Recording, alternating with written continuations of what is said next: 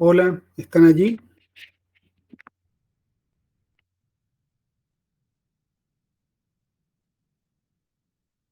¿Me escuchan? Sí, profe, acá estamos. Bueno, ahí ya seguimos. Dijimos que a las 4 esperamos un poquito por si alguien está demorado.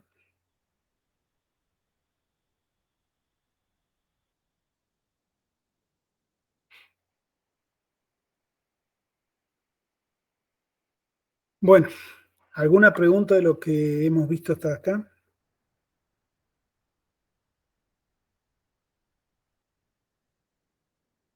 Vamos a ver ahora un nuevo concepto que es otro tipo de onda, pero que no es una onda isentrópica. Es decir, al no ser isentrópica ya no podemos usar el desarrollo que hemos hecho de características. Esta onda se denomina discontinuidad de contacto. Y acá vamos a ver un gráfico que la muestra. En este caso, hay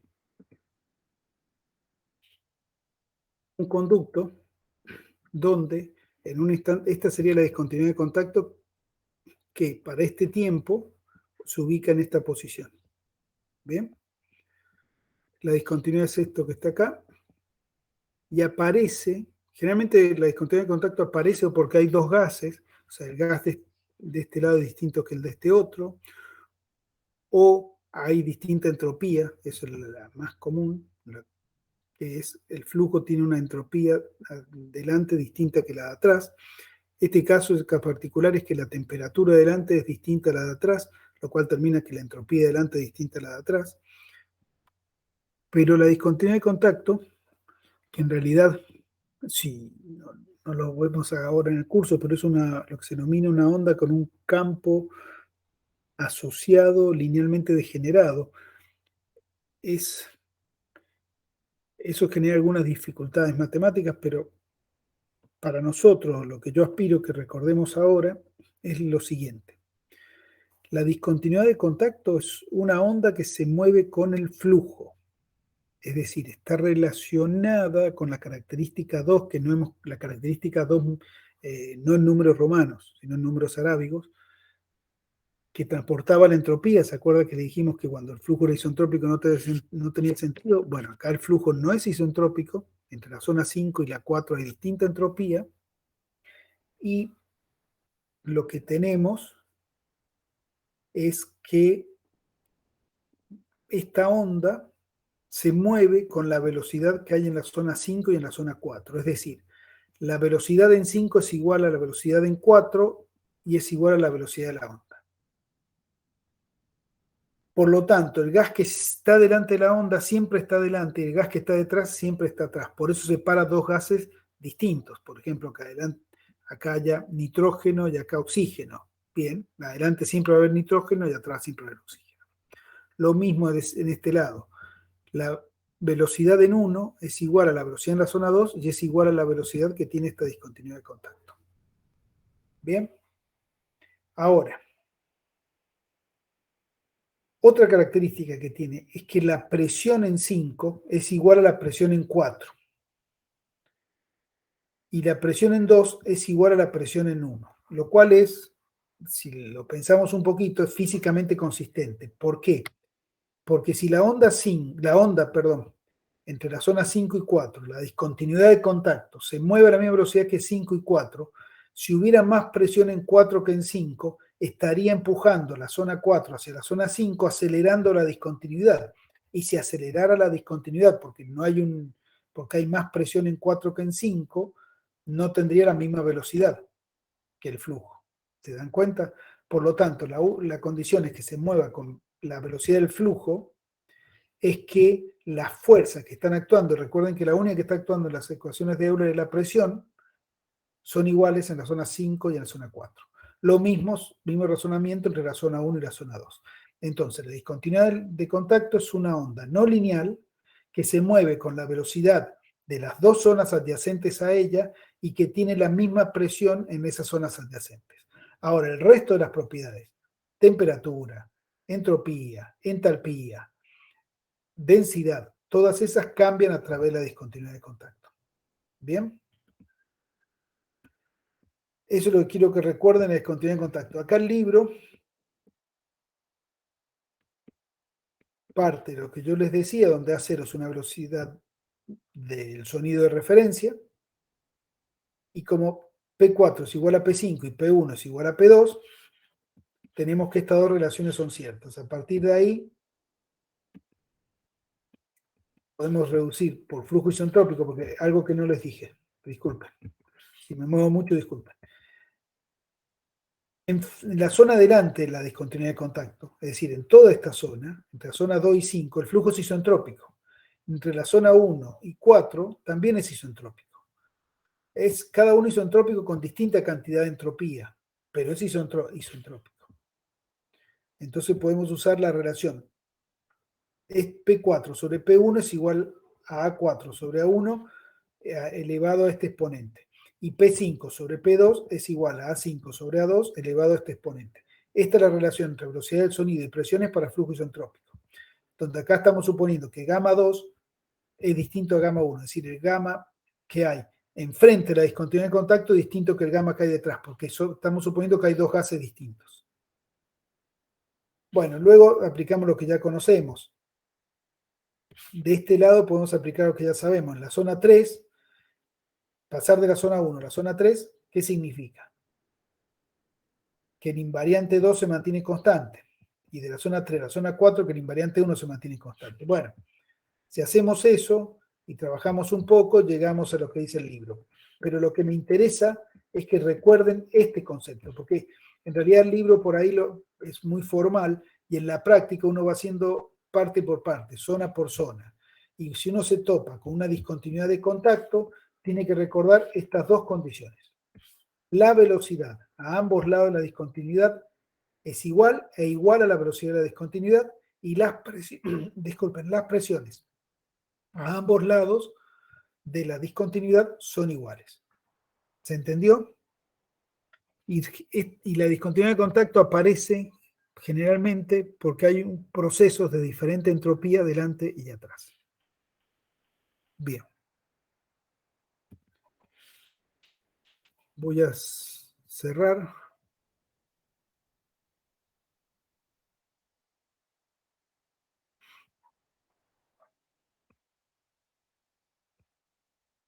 Bueno, denme un segundo que voy a abrir otro PDF y se los comparto. ¿Alguna pregunta?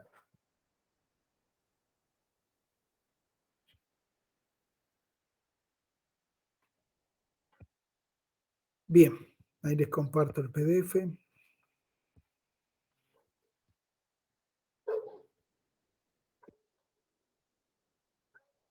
¿Lo están viendo? Sí, profe. Bien, ahora vamos a introducir el tercer tipo de ondas que aparecen en flujo compresible e inestacionario. Las ondas de choque. Ustedes sí, bueno, ya las conocemos las ondas de choque. Sí, la única diferencia de estas ondas con las que ya hemos visto que las que vimos hasta ahora eran ondas estacionarias, es decir, estaban quietas en una sección del conducto y el flujo pasaba a través de ellas. En este caso lo que vamos a tener son ondas que se mueven con velocidad constante, vamos a aceptar. Algunos libros llaman a este flujo, por ahí si lo ven, no completamente inestacionario, sino pseudo inestacionario. ¿Por qué? Porque la velocidad de todas las ondas son constantes. Ahora, si la velocidad del choque cambiara a medida que evoluciona, ese tipo de flujo algunos libros lo llaman directamente inestacionario. Nosotros no vamos a hacer distinción. Esos libros generalmente no son libros de dinámica de los gases, sino son libros más específicos que tratan, por ejemplo, el rebote de ondas de choque contra paredes, ese tipo de fenómenos que ya son más específicos y hacen ese tipo de distinciones. Para nosotros, si la onda de choque se mueve, está dentro de lo que es flujo inestacionario. Lo primero que vamos a ver es la formación de la onda de choque. Disculpen, voy a disminuir esto así entre todo.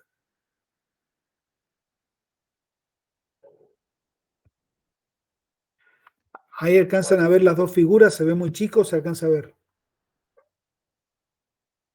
Se ve. Bueno, en el gráfico de arriba lo que tenemos es el plano físico, Tx, y en el gráfico de abajo, presión en función de X. estas ondas de la familia 1 son ondas de compresión isotrópicas. ¿Bien? El cambio de presión que produce cada una de esas ondas es infinitesimal. Por eso, para ver un cambio de presión discreto, teníamos que tener muchas ondas, infinitas ondas, un abanico. ¿Se acuerdan? Entonces, lo que está sucediendo acá es que el gas sufre la primera onda y se comprime un poco. Sufre la segunda onda y se comprime más, la tercera y se comprime más, hasta que todas las ondas, pasa suficiente tiempo, todas las ondas convergen en un punto y se forma la onda de choque. Es decir, la onda de choque se forma por superposición de ondas de compresión isotrópicas. Otra forma de verlo es la siguiente. Entre la primera característica y la última característica, lo que tenemos son infinitas características en el medio. Cada una de ellas está transmitiendo un salto de presión, un diferencial de salto de presión. Es decir, un salto de presión diferencial. Ahora sí tenemos una sumatoria de infinitos términos, que cada término es un diferencial, la suma, si la sumatoria converge, que en el caso de una onda de choque, la suma da un valor discreto. Es decir, fíjense, el salto de presiones que hay entre la primera onda isotrópica y la última onda isotrópica es el mismo salto de presiones que hay a través de la onda de choque. ¿Cuál es la diferencia? Que ese salto de presiones para este tiempo, que está acá en discontinuo, abarca toda esta distancia. Luego, para un tiempo posterior, abarca toda esta distancia para producirse. Pero en la onda de choques es un solo lugar. Y esto es lo que indica acá abajo el gráfico PX. Cuando estamos considerando este tiempo, ¿ven mi cursor? Sí, se ve. Bien, cuando estamos considerando este tiempo, el salto de presiones sigue en forma continua. Esta línea acá hemos considerado dos ondas, por eso se dice constante y acá un salto constante. Pero esto es una curva continua.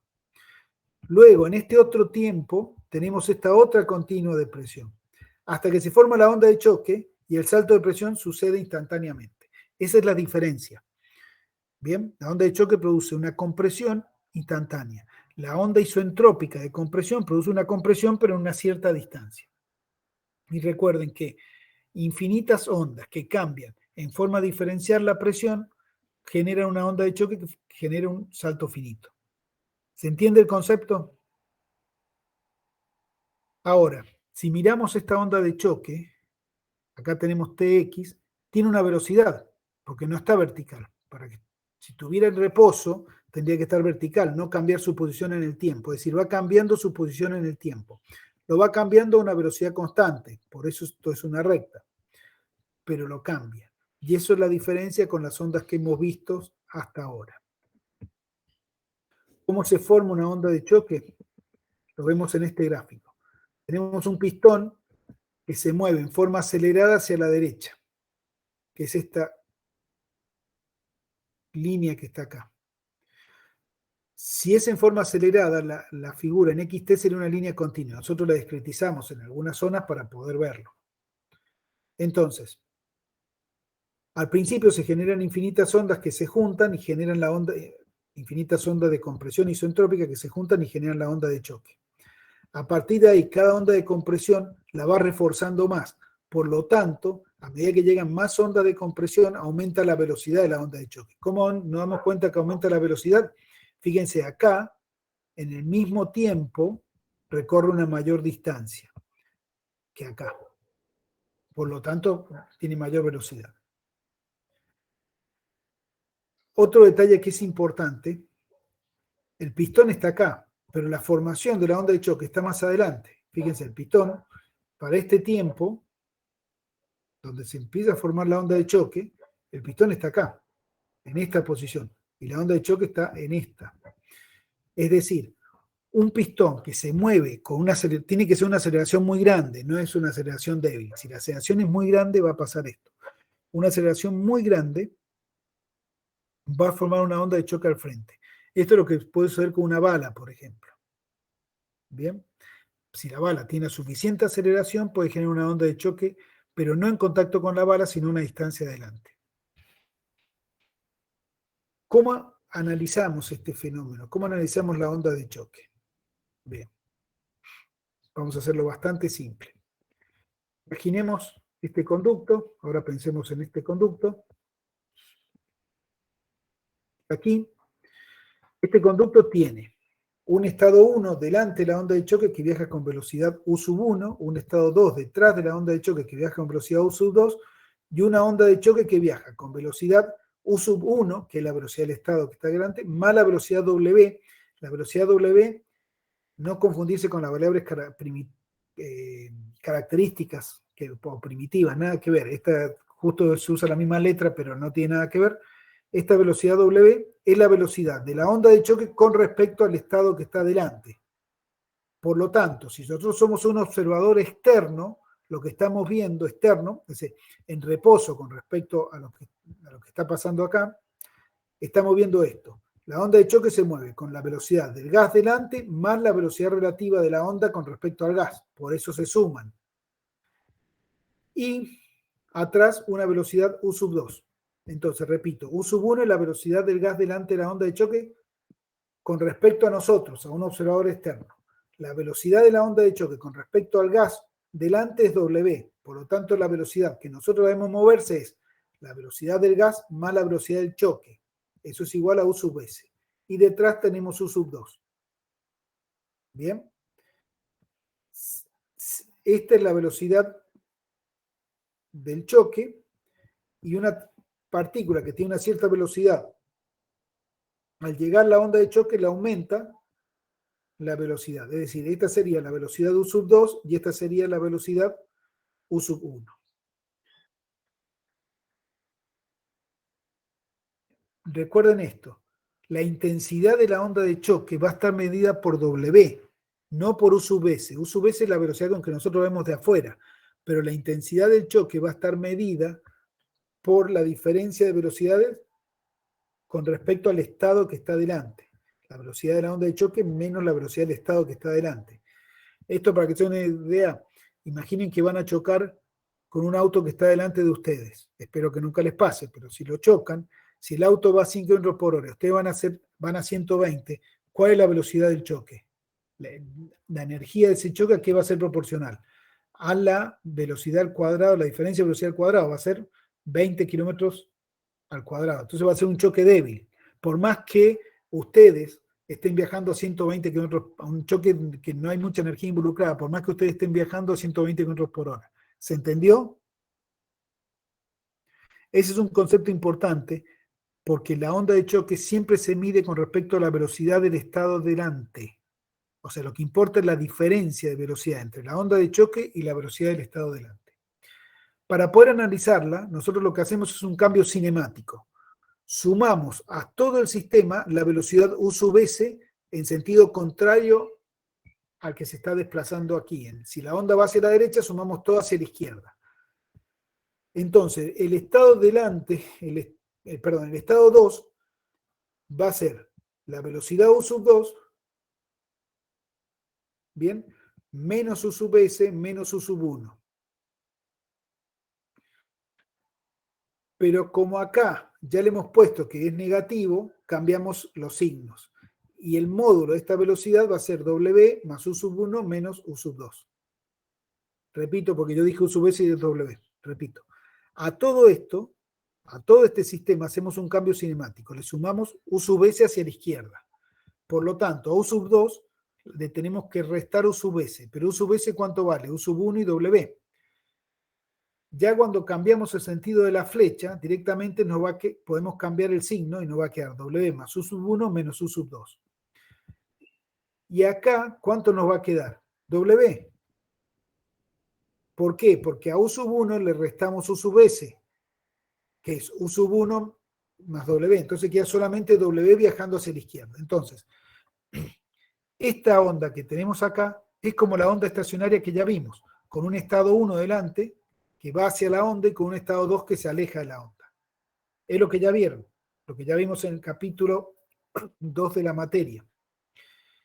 Si vemos, lo que hemos hecho es cambiar este diagrama en el XT a este otro. La onda de choque está quieta, tiene una velocidad negativa W y aumenta su velocidad luego de la onda de choque.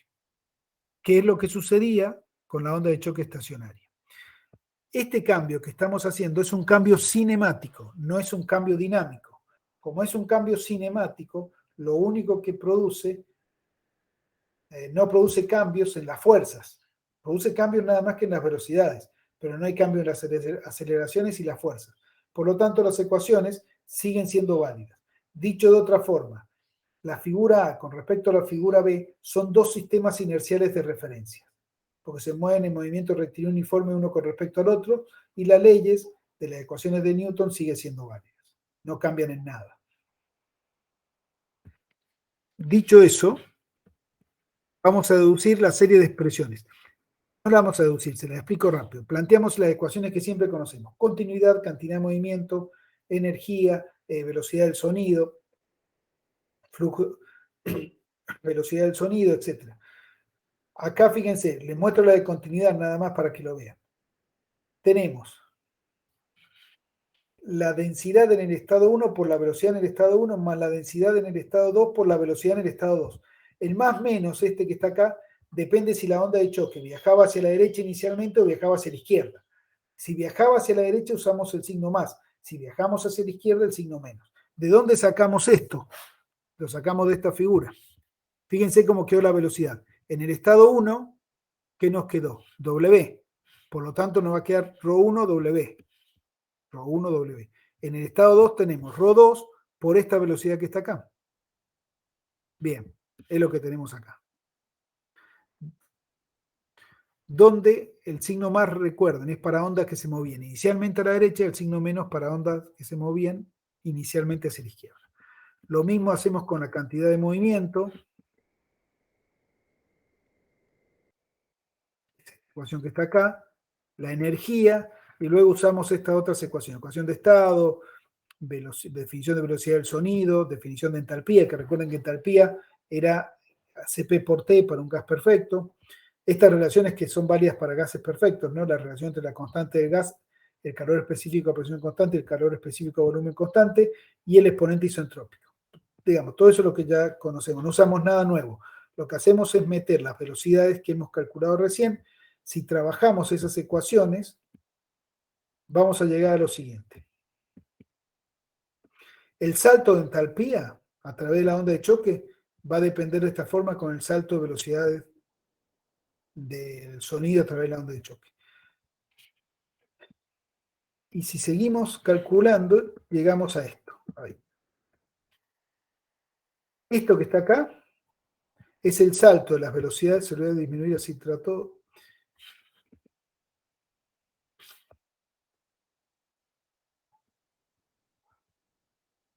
Bien, vamos a comenzar por esta, que es la principal. Este es el salto de velocidades a través de la onda de choque. La diferencia entre la velocidad detrás de la onda y la velocidad delante de la onda.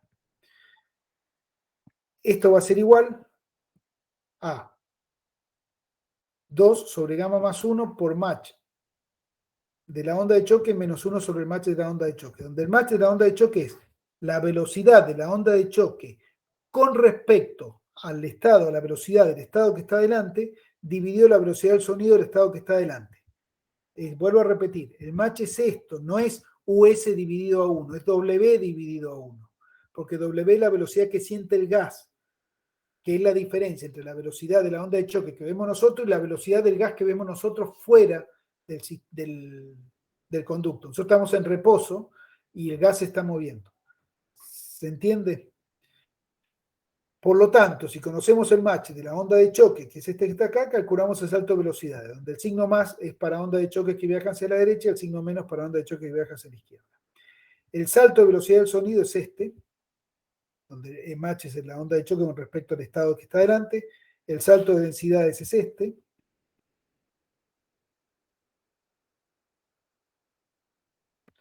El salto de presiones es este. Es decir, que queda todo expresado en función del mach. ¿A qué le hace acordar esto? ¿Cómo calculamos la onda estacionaria? De esa forma. De hecho, si lo hicimos bien y dejamos a la onda estacionaria, usando el match este que está acá, tendría que darnos el mismo salto de velocidad del sonido que la que obtuvimos con las tablas de ondas de choque estacionaria. ¿Bien? Es decir, podemos usar esta ecuación o podemos usar las tablas. La ventaja que tiene esta ecuación es, primero, que siempre utilizar las ecuaciones son mejores, más precisas, y segundo, podemos despejar un parámetro en función de otro, que por ahí es más fácil que en las tablas. Uno las programa y las tiene todo para el cálculo. ¿Alguna pregunta hasta acá?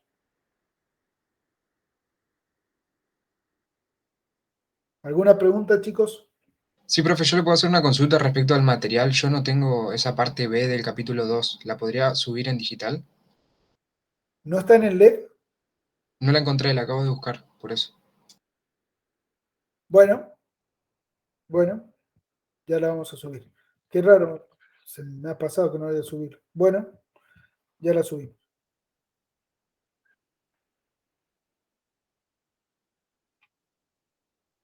Tenemos onda de choque fuerte. ¿Cuándo es una onda de choque fuerte? Cuando el match de la onda de choque es muy grande, el match al cuadrado es mucho mayor que 1.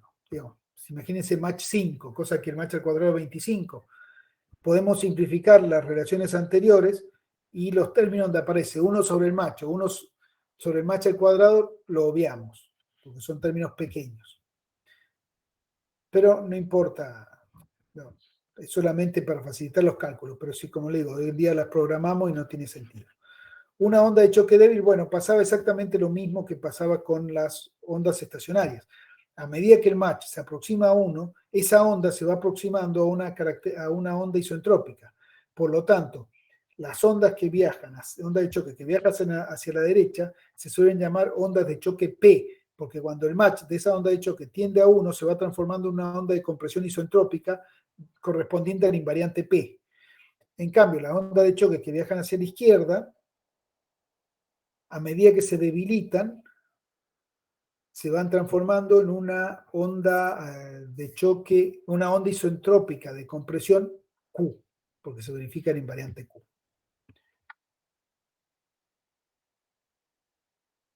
Que es lo que está demostrado ahí, pero conceptualmente es eso. Y acá te dicen, delta Q y delta P no varían porque lo que se transforma en onda isentrópica cuando el match tiende a 1.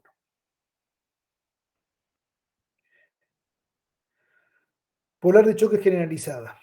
Recuerden que las características las expresamos en el diagrama AU. Bueno, acá vamos a usar lo mismo, el diagrama AU, pero nos conviene usar U2 sobre menos U1 dividido la velocidad de referencia, que en este caso es la del estado 1, la velocidad del sonido de referencia, perdón, del estado 1, y la velocidad del sonido detrás dividido la velocidad del sonido en el estado 1. Si graficamos la polar de choque, lo que tenemos es esto, estas ramas que están acá, donde la rama derecha corresponde a ondas de choque que se mueven hacia la derecha, la rama izquierda a ondas de choque que se mueven hacia la izquierda, esta es la polar de choque generalizada, y a medida que la onda de choque va, mientras más intenso es el número de match, mientras más grande es el salto. O sea, da un estado inicial 1 que está acá, vamos a saltar a un estado 2, o un estado 1 que está acá a un estado 2 en este lado. Es decir, el estado 2 aumenta la velocidad del sonido, aumenta la presión y aumenta la velocidad, como ya sabíamos de la onda de choque estacionaria. Y lo que tenemos acá es lo siguiente, a medida que el choque se va haciendo débil, encontramos que es la polar de choque, la tangente de la polar de choque acá, cuando el match sería 1, es gamma menos 1 sobre 2 y menos gamma menos 1 sobre 2, que son las tangentes del invariante P y del invariante Q.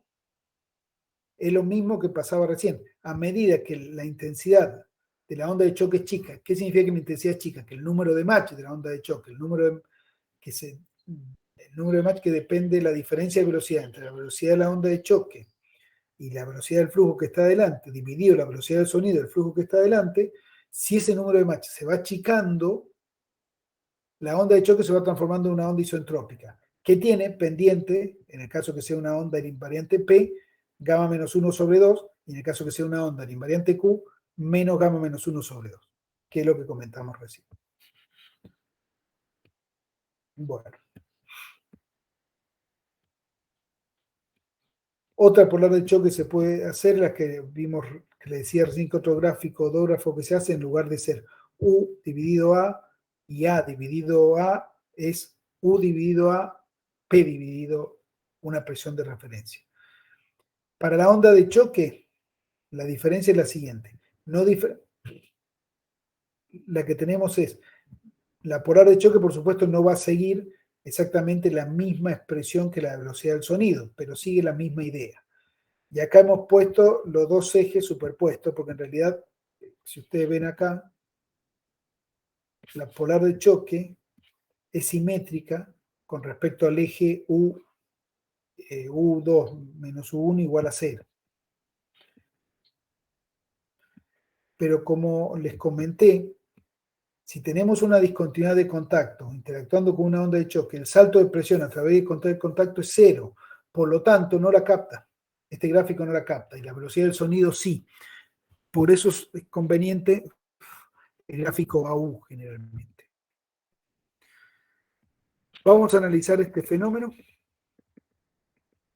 ¿Qué pasa si una onda de choque llega e impacta con una pared, que sería el caso de un conducto cerrado en el extremo? Bueno, ya habíamos visto que si la onda es de compresión, rebotaba como compresión. Por lo tanto, si es una onda de choque, rebota como onda de choque. Del estado 1 al estado 2, ¿qué va a pasar? Nos vamos a mover por la polar de choque hacia la derecha, del estado 1 hacia el estado 2. ¿Por qué hacia la derecha? Porque la onda A viaja hacia la derecha. Ahora, del estado 2 al estado 3, como es una nueva onda de choque, nos vamos a mover desde el estado 2 hacia el estado 3 por la polar de choque hacia la izquierda. Fíjense que no hemos puesto el estado 2, sería el origen de una nueva polar de choque para una onda que viaja hacia la izquierda. Y el estado 3, ¿dónde va a estar? Sobre el eje U igual a 0, porque como está en contacto con el contorno sólido, pasa lo mismo que pasaba con las ondas isentrópicas. Tiene velocidad 0, que es lo que vemos acá. Velocidad 0, velocidad positiva, velocidad 0. El mismo gráfico sucede, o mismo gráfico, similar sucede en presión. Del estado 1 al estado 2 aumenta la presión, del estado 2 al estado 3 aumenta la presión. Por eso este fenómeno es interesante. La presión que sufre una estructura cuando llega una onda de choque, porque ustedes imaginen, tiene una onda de choque muy intensa, Mach igual 5, sube mucho la presión detrás de la onda de choque. Pero la presión que siente la pared es mucho mayor, porque es la presión del choque más la presión del segundo choque, la presión del choque A más la presión del incremento de presión del choque B. Entonces, el incremento de presión del choque A sería de 1 a 2, pero no siente 2, la pared siente 3, excepto que al llegar la primera onda de choque comienza a romperse, empieza a ceder o a desplazarse. Acá estamos suponiendo que el contorno final es totalmente rígido. ¿Se entendió lo que dije?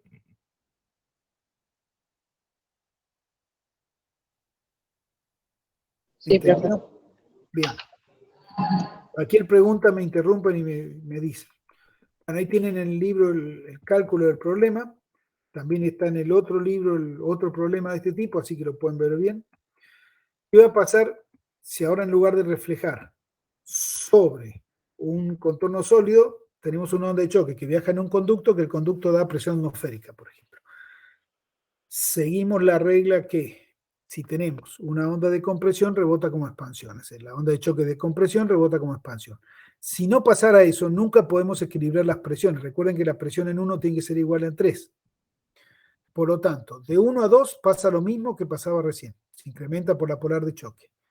Pero de 2 a 3 nos movemos por una característica de la familia 1, que acá le hemos trazado curva porque en realidad las características van cambiando punto a punto, pero la costumbre es que la tracemos recta, no hace falta que sea curva, como hacíamos recién. El punto 3 va a estar a la misma presión que el punto 1, que es lo que yo le decía antes. Si está onda fuera de compresión isentrópica, sucede exactamente lo mismo. La presión en 1 es igual a la presión en 3, porque están en contacto con la atmósfera. Como tienen baja, aceptamos que las velocidades no son tan altas, que no hay ninguna discontinuidad entre 3 y 1, entre 1 y la salida y 3 y la salida, lo que tenemos es que la presión en 3 es igual a la presión en 1. ¿Se entiende? Fíjense que estas son características de la familia 2, por lo tanto nos movemos por un invariante 1 constante. ¿Qué pasa si la pared es móvil? Bueno, es muy similar, solamente que el punto 1 no va a estar en el eje U igual a 0, va a estar en otra posición. La onda de choque llega, lo que está haciendo acá es empujar un poco la pared, pero el proceso es igual. ¿Cuál es la diferencia? Que el punto 3 va a estar no ubicado a la misma velocidad que en 1, sino con mayor velocidad, porque la onda de choque estamos aceptando que al llegar empuja la pared y le da mayor velocidad. Entonces el punto 3 tiene menos presión que el que habría si siguiéramos por la polar de choque hasta llegar a la misma vertical que 1. ¿Se dan cuenta? Por lo tanto, la presión que siente la pared móvil es menor que la que siente la pared fija, lo cual es casi intuitivo, porque si la pared se va moviendo, uno como que intuitivamente siente que la presión, que el golpe que va a recibir va a ser menor. Y acá lo estamos viendo. ¿Por qué? Porque la velocidad en 3 es mayor que la velocidad en 1, por lo tanto, hay mayor energía cinética y menor energía de presión. ¿Qué es lo que está sucediendo con respecto a una pared fija? ¿Se entiende? ¿Lo entendieron? Profe, ¿podría volver a repetir Sí. esta parte? Sí. Fíjense, tenemos una onda de choque A que viaja hacia la derecha y se encuentra con una pared que tiene una cierta velocidad. ¿Cómo sabemos que tiene una velocidad? Por ejemplo, una pared, este pistón, porque está inclinado. Si estuviera en reposo estaría vertical la trayectoria del pistón. La onda de choque, ¿qué transmite? Un aumento de presión. Entonces al llegar, empuja el pistón que comienza a moverse más rápido. Ese es el fenómeno. ¿Cómo lo analizamos? La onda de choque llega, empuja el pistón, pero rebota como otra onda de choque, porque al fin y al cabo el pistón funciona como una pared sólida, no es una pared de presión constante, no es una zona de presión constante. Por lo tanto, la zona 1 empuja al gas a mayor velocidad, perdón, la onda empuja al gas que está en la zona 1 a mayor velocidad que lo que sucede en la zona 2. ¿Qué es lo que está acá? De 1 a 2 nos movemos por la polar de choque. Luego, el gas que está en la zona 2 se encuentra con la onda de choque B que va viajando hacia la izquierda. Por lo tanto, va a aumentar la presión y va a aumentar la velocidad. ¿Hasta qué velocidad va a aumentar? Hasta la velocidad del pistón. La velocidad en 3 va a ser un poco mayor a la velocidad en 1. ¿Por qué? Porque la onda de choque empujó al pistón, aumentando. La onda de choque le dio una fuerza, por lo tanto cambió la velocidad. Entonces la velocidad en 3, si se fijan, acá está un poco más inclinada la pendiente que acá.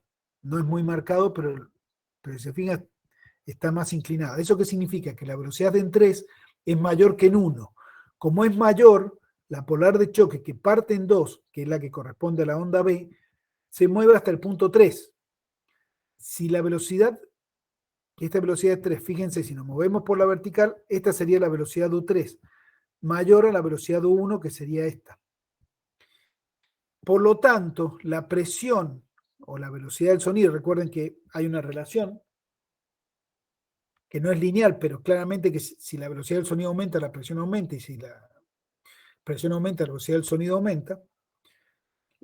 La velocidad del sonido en 3 es menor que la que habría para una pared fija, porque para una pared fija, la velocidad en 3 tendría que ser igual a la velocidad en 1. Entonces, si continuamos acá teóricamente esta polar de choque, llegaríamos a este punto, y ese punto nos estaría dando la presión que sufriría la pared si fuera fija.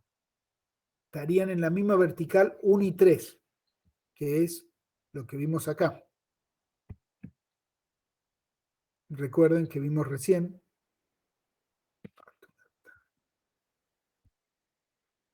¿Qué es lo que vimos acá? Fíjense, cuando la pared era fija, 1 y 3 están sobre la misma vertical, tienen la misma velocidad, en este caso velocidad 0.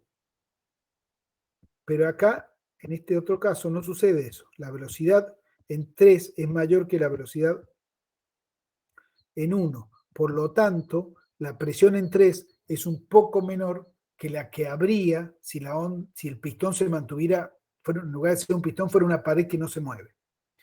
¿Por qué? Porque acá hay más, las ondas han gastado más energía todo el proceso ha gastado más energía en acelerar el flujo en 3, por lo tanto va a tener menor presión en 3. Y la pared, en la zona 3, la presión final que va a sentir la pared, que sería la de la zona 3, es menor que la que hubiera sentido si no se hubiera movido. ¿Ahora se entendió? Sí, profe, todo claro, gracias. Muy bien. Vamos a ver otro fenómeno. ¿Qué sucede si hay intersección de ondas de choque? Fíjense. Una onda A que viaja hacia la derecha intersecta una onda B que viaja hacia la izquierda. Aceptamos que en uno el flujo está en reposo y luego, debido a que la onda A empuja la onda B hacia la derecha, se hace más lenta, y debido a que la onda B empuja la onda A, se hace más lenta. Llamamos a las ondas resultantes C y D. ¿Por qué son C y D? Porque recuerden que para nosotros la onda está definida por el número de Mach, y van a tener distintos números de Mach. La onda A, la B, la C y la D. Van a ser todos distintos números de Mach. Acá va a aparecer una discontinuidad de contacto. ¿Por qué? Miren, en el estado 1 tenemos una cierta entropía. Esa entropía va a cambiar en el estado 2 por la intensidad de la onda A. Y va a cambiar al estado 4 por la intensidad de la onda C. Lo mismo sucede de 1 a 3. Hay un cambio de entropía por la onda B y acá un cambio de entropía luego hasta la zona 5 por la onda D. Como las ondas tienen distintas intensidades, los cambios de entropía van a ser distintos. Entonces la entropía de la zona 5 va a ser distinta a la entropía de la zona 4. Este cambio de entropía, que también va a implicar cambio en temperaturas, cambio en densidades, etcétera, va a estar separado por una discontinuidad de contacto. La característica de la discontinuidad de contacto es que tiene la misma velocidad de las zonas adyacentes, por lo tanto va a tener la misma velocidad que la zona 5 y la misma velocidad que la zona 4. Y la misma presión de la zona 5 va a ser igual a la presión de la zona 4. ¿Bien? Ese es el fenómeno, lo hemos descrito cualitativamente. Ahora veámoslo, en el plano AU. Aceptamos que en la zona U el flujo está en reposo, por lo tanto tiene una cierta velocidad del sonido y velocidad cero. Está sobre el eje A. Sobre el eje, U igual 0, que sería el eje A, en un punto, acá. De la zona 1 a la zona 2 pasamos, el flujo ha sido perturbado por una onda de choque que viaja hacia la derecha. Por lo tanto, tenemos que poner una polar de choque viajando hacia la derecha. Llegamos a la zona 2. Genérico, no sabemos exactamente cuál es el match de A. Esto lo que estamos haciendo es cualitativo, pero entendiendo el concepto, eso lo quiero que quede claro. De la zona 2 a la zona 4 nos movemos por una polar de choque hacia la izquierda, porque la onda C viaja hacia la izquierda.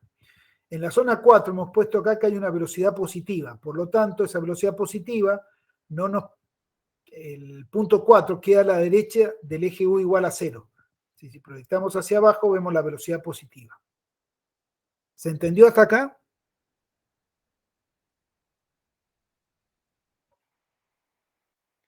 ¿Lo entendieron, chicos? Sí, profe. Profe, Bien. ¿sí puede repetir? Sí, repito, por eso les pregunto, porque si no, no van a seguir entendiendo. Gracias. El punto 1 se entendió. Punto 1 es la zona 1, que tiene velocidad 0 y una cierta velocidad del sonido. Entonces, como tiene velocidad 0, está en el eje U igual 0, es decir, en algún punto del eje vertical. Como es genérico, lo ponemos acá. De la zona 1 a la zona 2, el gas ha sido perturbado por una onda de choque que viaja hacia la derecha. Es decir, tenemos que movernos en el plano AU por una polar de choque hacia la derecha. Esa polar de choque hacia la derecha termina en el punto 2'. Es decir, tiene una velocidad positiva grande y una velocidad del sonido y una presión mayor que en la zona 1. De la zona 2 a la zona 4, el gas ha sido perturbado por una onda de choque que viaja hacia la izquierda, la onda C. Por lo tanto, nos tenemos que mover con una polar de choque que nace en el punto 2 y llega hasta el punto 4. ¿Qué característica tiene el punto 4? Fíjense, la línea de trazos da la velocidad del fluido. Esta velocidad, en la zona 4, tiene una pendiente hacia la derecha. Por lo tanto, tiene una velocidad positiva. pequeña, porque no es muy grande la pendiente, es menor que en 2, pero positiva. Por lo tanto, el punto 4 tiene que estar ubicado a la derecha del eje U igual a 0.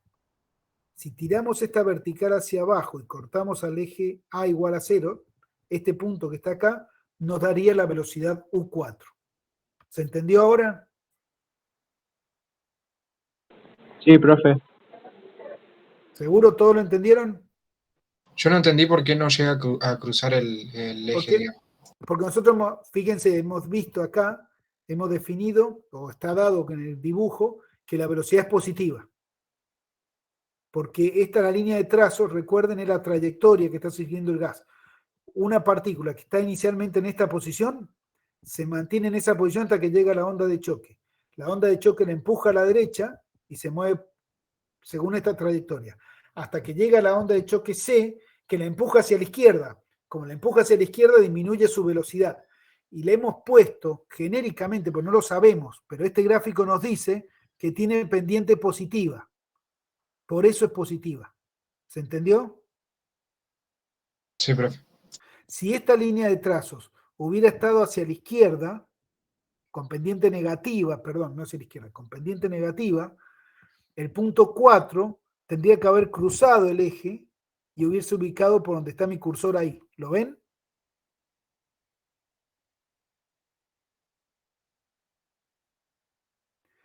¿Ven el cursor, chicos? Sí, profe. Bien, ¿se entendió? Sí, profe. Bien. Ahora analicemos lo que sucede en el otro lado. El estado 1, para pasar al estado 3, sufrió la acción de la onda de choque B, que viaja hacia la izquierda. Por lo tanto, desde el punto 1 nos movemos por la polar de choque hasta el punto 3, que genéricamente lo ubicamos acá. Sabemos que la velocidad en 3 va a ser negativa, porque teníamos una velocidad del gas, perdón, la velocidad del gas en 3 va a ser negativa, porque en 1 era 0, al llegar una onda de choque, así que viaja hacia la izquierda, empuja el gas hacia la izquierda y se mueve con velocidad negativa. Hasta que llega la onda D. La onda D es una onda de choque que viaja hacia la derecha, por lo tanto empuja el gas hacia la derecha. Y según nos dice esta línea de trazos, termina con velocidad positiva, que tiene que ser igual a la velocidad en 4, porque entre medio hay una discontinuidad de contacto, y la discontinuidad de contacto nos dice que las velocidades a ambos lados son las mismas.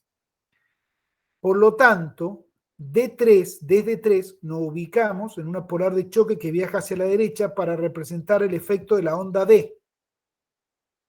¿Hasta dónde vamos a movernos en esa polar de choque?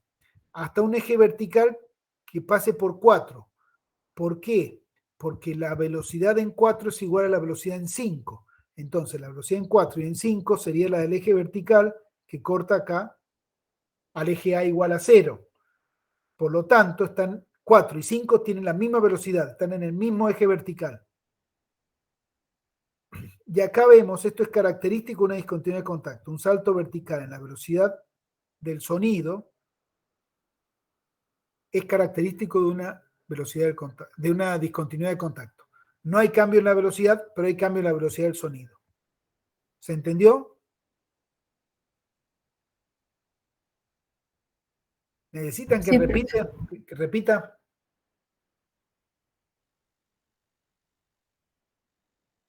¿Quieren que repita? Díganme ahora, en serio, porque es importante que lo entiendan.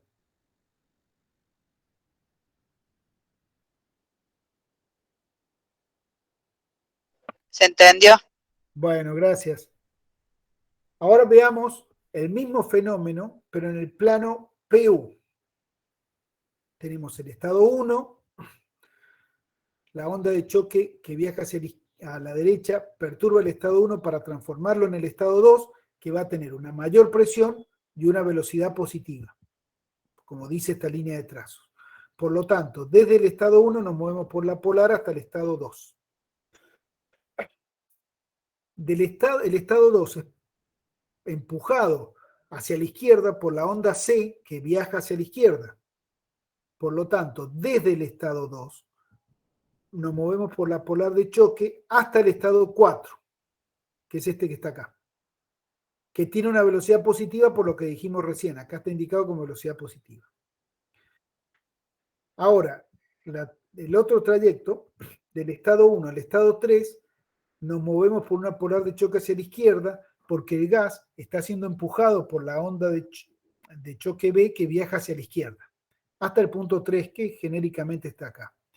Y el punto 3 al punto 5 nos movemos por la polar de choque que viaja hacia por la polar de choque correspondiente a la onda D que viaja hacia la derecha.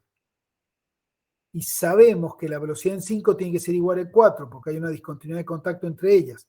Por lo tanto, de 3 nos movemos al punto 5, que coincide con el punto 4. ¿Por qué? Porque en la zona 4 y en la zona 5 tienen las mismas presiones y velocidades porque están separadas por una discontinuidad de contacto. Entonces acá vemos lo que yo le decía recién. En el diagrama PU no vemos la discontinuidad de contacto. Lo que vemos es que como si fuera una sola zona. Pero acá en el AU vemos que no es la misma zona, que aparece una discontinuidad de contacto. ¿Por qué no la vemos en el PU? Porque justo en el diagrama PU, porque justo en las variables P y U se mantienen constantes a través de la discontinuidad de contacto. Entonces, el plano PU es ciego para identificar una discontinuidad de contacto. En cambio, el plano odógrafo AU sí lo puede identificar, porque aunque la velocidad sea la misma, la velocidad del sonido no. Entonces vemos ese cambio vertical. ¿Se entendió? Sí, profe. Yo tengo una duda. Sí. ¿Podría pasar que la discontinuidad se ve en el plano PU y no en el AU en algún caso? ¿O siempre va a ser así? No. El plano PU no lo vamos a ver nunca. Porque ¿qué pasa? 4 y 5 tienen la misma velocidad y presiones. No hay forma de verla. Para el plano PU no hay forma porque la presión en 4 es igual en 5 y la velocidad en 4 es igual en 5. Entonces coinciden. Acá le hemos puesto 4 y 5 porque sabemos esto, pero imagínense que no tenemos este gráfico y tenemos que deducirlo o medimos, y lo que medimos es que la presión en 4 es igual a la presión en 5 y la velocidad en 4 es igual en 5. No vemos la discontinuidad, no hay forma de verla en el PU. La única forma es verla en el AU. Bueno, gracias, profe. No, por favor. Bien, me fui. Llegamos hasta acá. Bien. El video que vamos a poner esta tarde, además de este, es la grabación desde el punto 6 y 11 hasta el final del capítulo. Así que les pido, por favor, que lo vean, que traten de ver los anteriores, porque el lunes voy a repasar esta parte y voy a repasar los ejercicios que están en el LEV, por lo menos los más importantes, para que ustedes se vayan con una idea un poco mejor. Luego va a venir el profesor Cid y les va luego a partir del viernes que viene y les va a explicar flujo bidimensional estacionario que tiene cierta similitud porque tiene características ondas de choque, pero que tiene sus particularidades distintas a inestacionario. Luego tendremos una clase de consulta antes del parcial. Pero mi consejo es, aprovechen que cargamos todos los videos, los grabados y los que estamos grabando ahora, véanlos y cualquier duda me escriben. ¿Ustedes tienen mi email? Pero voy a dejar de compartir.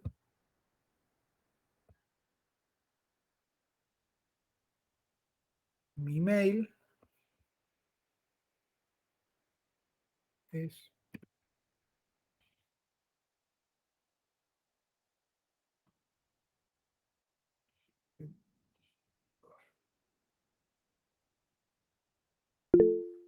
ahí les mandé el mail como texto, como un mensajito. ¿Los pueden ver?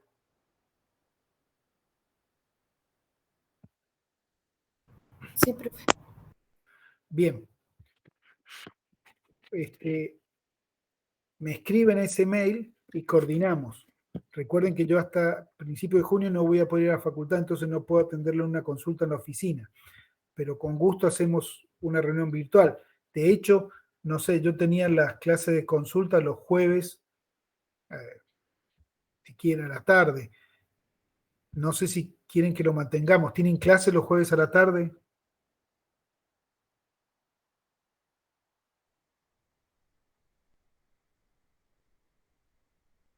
¿Tienen clase los jueves a la tarde? Sí, profe, o por lo menos yo. Bien. ¿A qué hora tenés clase? Tenemos a las 5:30. ¿De 5:30 de la mañana? Y Sí. antes a las 3:45. Bueno, si quieren, si les queda bien, les propongo 14 horas. Consulta. ¿Les queda bien ese horario? Ahí se los mandé escrito. Díganme en serio. Bien. Ahora, escríbanme si quieren la consulta. No me hagan venir a la computadora a estar prendido y que no aparezca nadie. Escríbanme. Yo voy a estar acá. No puedo hacer otra cosa que estar en casa si no puedo salir. Así que ustedes me escriben, me dicen que quieren consulta. Es más, si quieren mandarme las preguntas antes para que yo pueda haber preparado la respuesta. Y si no, no importa. La vemos ahí y trato de responderles todas las dudas. Pero el secreto de esto es, escuchen los audios, lean el libro, lean el material, vean los ejercicios resueltos, porque no es un tema fácil y practiquen. Se necesita pensar un poco, no es simple. Y yo entiendo que ustedes están muy presionados con muchas materias, pero bueno, nosotros también nos presionan que entreguemos las notas en tiempo y forma. Voy a tratar que no sea muy difícil el examen, pero es nuestra responsabilidad certificar que ustedes aprendieron. ¿Cuál es el objetivo que busco? El que se dedique a gases, después puede hacer gases 2, puede hacer posgrado. Diría que gases es probablemente la materia donde más gente formada hay con doctorado en la facultad, etcétera, que hemos trabajado durante años en ese tema. Así que si quieren seguir en esta rama, tenemos mucho para ofrecerles. Pero el que no quiera seguir en esta rama, tiene que llevarse los conceptos básicos de lo que estamos viendo. Entonces, mi idea no es que recuerden las ecuaciones, pero si le dicen que es una característica, tener una idea que es una característica, que es una onda de choque inestacionaria, claramente entenderlo. Y saber que es una polar de choque, o sea, acordarse de los conceptos que he tratado de decirles. Luego, con los años, la vida dirá qué hace cada uno de ustedes, pero me conformo que eso lo tengan bien claro y que puedan aplicarlo para resolver los problemas. ¿Bien? Yo en un problema le voy a dar el plano físico, siempre se lo voy a dar, porque es muy difícil saber, que si hay una interacción de ondas, ¿qué pasa? Yo eso se le voy a dar toda la información, como estábamos viendo en el libro, veo que la información estaba en el plano físico, toda la información necesaria para que ustedes lo resuelvan. Pero les pido, por favor, que estudien. Yo, como les digo, estoy a su disposición, me escriben, nos juntamos, consulta, aunque sea uno, no hay problema, no tienen por qué tener consultas varias. Si uno tiene duda, me escribe y el jueves a las 14 nos vemos, todos los jueves. Cualquier problema que ustedes no puedan y necesiten otro día, me avisen, o que yo tengo un problema imprevisto, les aviso. Bien. Me decían que faltaba la parte B de lo que vimos hoy. Esta última parte, este PDF no estaba. ¿Es así?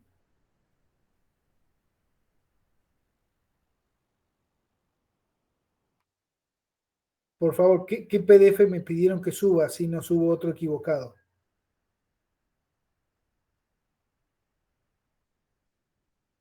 Bueno, cuando recuerden me escriben. Yo igual voy a chequear a ver cuál falta. Bueno, entonces en un rato subimos los videos y ese PDF. ¿Alguna otra pregunta? No, Bueno, profe, por el momento no. ¿Cómo, perdón? Que por el momento no, profe. Bueno, gracias, Mercedes. Como les digo, me escriben, no hay ningún problema. Si puedo, les contesto si soluciona por mail. Si no, nos vemos los jueves a las 14 horas a consulta. Y aunque crean que las dudas son tontas, no importa. Estamos aprendiendo y es el momento de hacerlas. No les hago perder más tiempo. Los dejo descansar un rato. Y en un rato subiremos este video y el otro y la parte del texto del libro que faltaba. Si no más preguntas, muchas gracias. Buen fin de semana para todos. Gracias, profe. Hasta luego. Gracias. Chao, profe, gracias. Chao, hasta luego.